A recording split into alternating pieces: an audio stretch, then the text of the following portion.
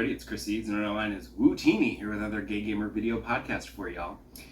This week, like a whole lot of other people, I went to the movie theater and I saw Fantastic Four: First Steps, which was really, really good. Superhero movies are back. After Thunderbolts and Superman and this, it's a good time to be a superhero fan in the movie theater. It's a lot of fun. I love the retro futuristic world that they created on this alternate Earth. It's so great. And the cast is all good. Vanessa Kirby is a great Sue Storm. She's really strong. Great performance there. I will admit I wasn't crazy about Johnny Storm. I appreciate that he wasn't just he's not a teenager, but he's not like a girl crazy teenager hothead. But I wanted Johnny to be cuter. And this actor is attractive. I've seen him in other things and found him attractive. And I think that it's that haircut or wig or whatever they put on his head. I don't know if it's a wig or if they cut his hair and dyed it. Either way, that hairstylist, no, that was not a good move. But thank you for trying. It does not work on him. But the story's great. It's wonderful to see actual Galactus, not a space cloud like in the previous one. Actual, real, proper Galactus, and the Silver Surfer. A slightly different Silver Surfer, but it actually really works well within the story, and it was great. It was a lot of fun, very dramatic. I will say there's a few things here and there that it's not perfect. Nothing really ever is. There's a big emotional moment at the end of the film where it clearly wants you to get all caught up in the emotion, except that what you're seeing isn't you know what I mean? Like it's a false moment, and they're just trying to wring your emotions, but you're not fooled. You shouldn't be anyway. It also kind of was weird that I felt like they didn't really use their code names at all. They just called them Sue and Ben and Johnny and Reed, and even the public, because they don't have secret identities, that's what they call them. She's Sue Storm. They never really say Invisible Woman, so it's and no one ever says Silver Surfer at all, I don't think. They talk about the surfboard, but whatever.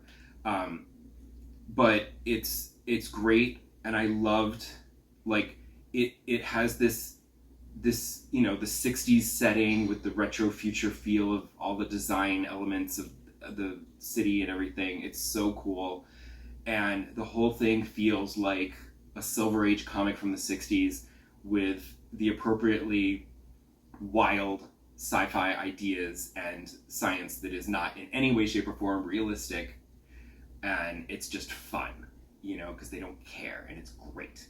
And I'm just really sad that it's all going to be ruined, because the reason the Fantastic Four movie is so much fun is because it is set in a world that's separate. It's its own world. So it gets to focus on the Fantastic Four, and you don't get distracted by cameos and Easter eggs and whatever. It's the Fantastic Four.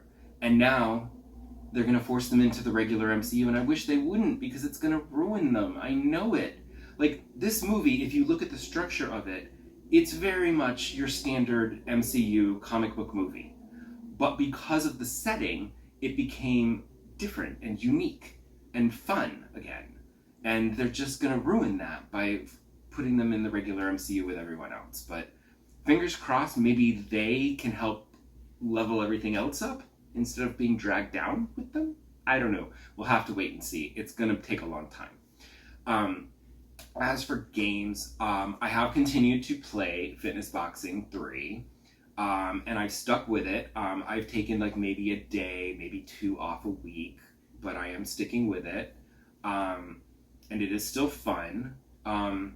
It is getting a little repetitive. I I get notifications that I have unlocked new exercises, like new exercise routines, but they don't show up in the rotation. They just keep giving me the same ones, and I'm not really sure if there's something I need to do to get them in there, or do I need to just do them myself? I don't know.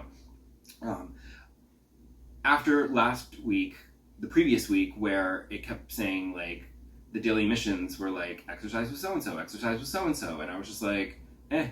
And then finally I was like, you know what, I'm gonna do it and switch up the trainers. Then last week, it didn't try to switch up the trainers at all.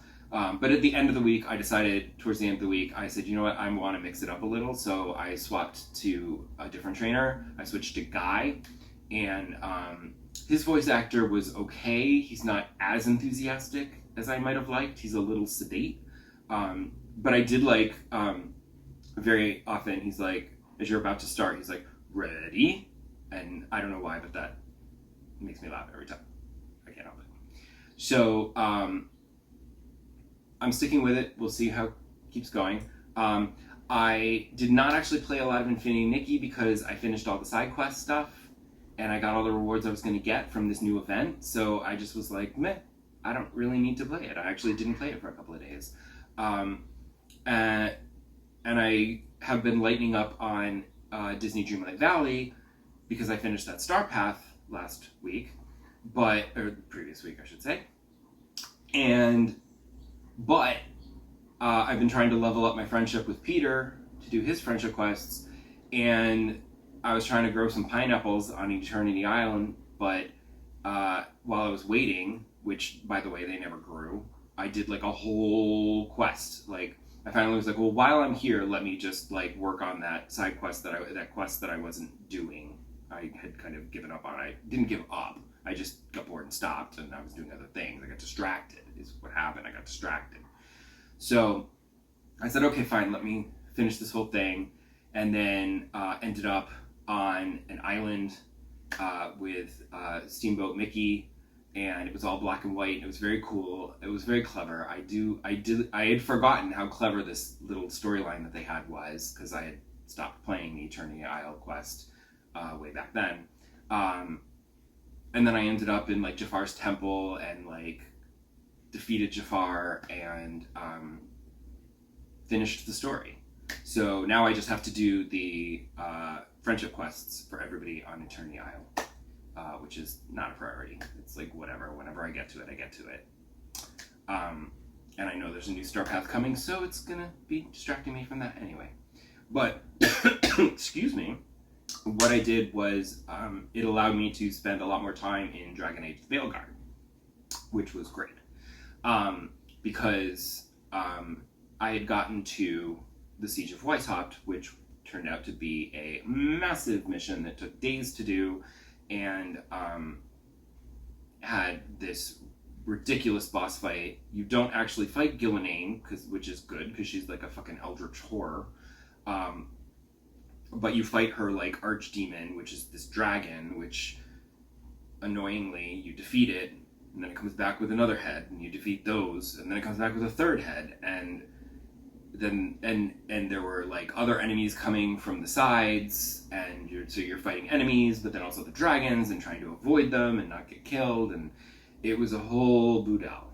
And I don't know how I survived it. Like, I literally used up all my potions, and I was having Harding heal me constantly, and somehow I lived through the whole thing.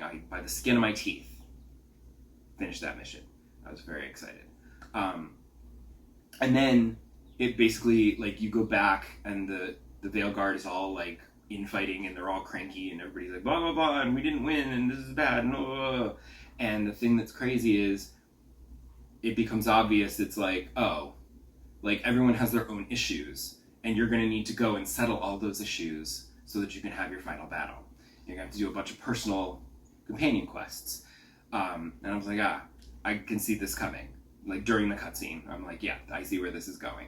And literally, as soon as the cutscene ends, and you have control again, and you're in the lighthouse, there's a fucking pop-up that, like, literally spells it out for you and says, you gotta go and do all these companion quests and help make everybody settled, and then they'll be strong enough to fight the final battle. So there's lots to do. I did do, I did Tasha's. I'm doing a bunch of other side quest stuff because I feel like I need to level up more. And I did do Tasha's companion quest where she's had this whole thread throughout the game where she, like, her mom doesn't like her and it's all, like, tense. And then she thinks it's because, you know, she doesn't feel like a woman or a man and she doesn't know what she is. And it's actually very well handled for, you know, a fantasy RPG to include this character element where Tosh doesn't know what gender she wants to be and she decides ultimately to go by they, them. And good for her. Good for them. Sorry. Good for them. I like Tosh. I think they're a pretty cool character and they're extremely very useful with the dragon fire and everything. So I think that she's good and I just got to work on everybody else. And I got to work on Davrin's romance because I feel like I keep picking the romance option and there's a little bit of flirting, but I'm not getting what I want out of Davrin, which is, you know, a hot makeup session, you know? So hopefully that's coming soon. But yeah, that's about it for this episode, and I'll see you back next time for another update on whatever else is happening. And there is a demo that I've been meaning to play, so maybe I'll play that, so it's not just another update on Dragon Age or whatever. Maybe I'll check out this demo and offer up some thoughts on it. All right? You'll have to come back next time to find out what the demo is, though. See, that's how I get you. All 12 of you. Bye!